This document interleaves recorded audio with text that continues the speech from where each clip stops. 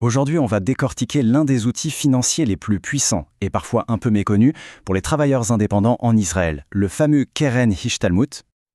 Ah, la fin d'année. C'est souvent le même refrain pour beaucoup d'indépendants. On regarde sa compta et on se dit « Waouh, la note fiscale va être salée ». Commence alors une véritable course contre la montre pour trouver des solutions. Alors, pour y voir clair, voici le plan de match. On va aborder le défi fiscal, puis l'outil stratégique qu'est le Keren Ishtalmut, son double avantage, ses règles du jeu, et enfin, comment vraiment l'optimiser. C'est une réalité. Cette pression de fin d'année, tous les indépendants en Israël la connaissent. On cherche des solutions, on essaye de faire les bons choix, et tout ça avant que l'année fiscale ne se termine. Mais justement, parmi toutes les options qu'on peut envisager, il y en a une qui sort vraiment du lot. C'est bien plus qu'un simple plan d'épargne. C'est un véritable levier financier stratégique. Et cet outil, c'est le Keren Ishtalmut, qu'on pourrait traduire par fonds de perfectionnement. C'est un allié de taille dans son optimisation fiscale. Alors qu'est-ce que c'est concrètement? Pour faire simple, c'est un compte d'épargne un peu spécial. L'argent est géré par un organisme financier et investi sur les marchés. Mais là où ça devient magique, c'est au niveau des avantages fiscaux offerts par l'État. C'est là que ça devient vraiment intéressant. Le mot-clé à retenir, c'est double avantage. On va regarder ça en détail. Commençons par le premier. Le premier bénéfice, il est immédiat, direct. Chaque shekel qu'on verse sur son Keren Ishtalmut est considéré comme une charge professionnelle, ce qu'on appelle en hébreu une chotza mokeret. Et l'impact concret, ça donne quoi? Pour 2024, on peut déduire jusqu'à 13 203 shekels de son revenu imposable. C'est une somme non négligeable qui vient directement réduire la base sur laquelle on est imposé.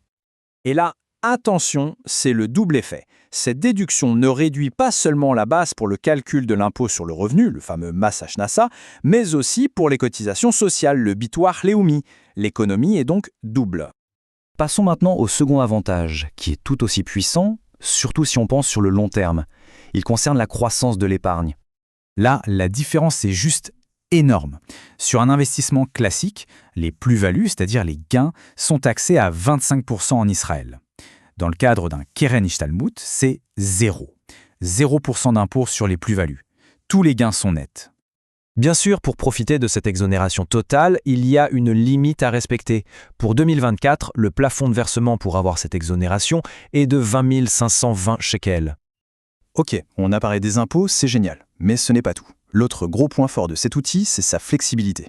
Voyons un peu les règles du jeu. En gros, il y a deux grandes échéances. Une première sortie est possible au bout de 3 ans, mais uniquement pour financer une formation professionnelle.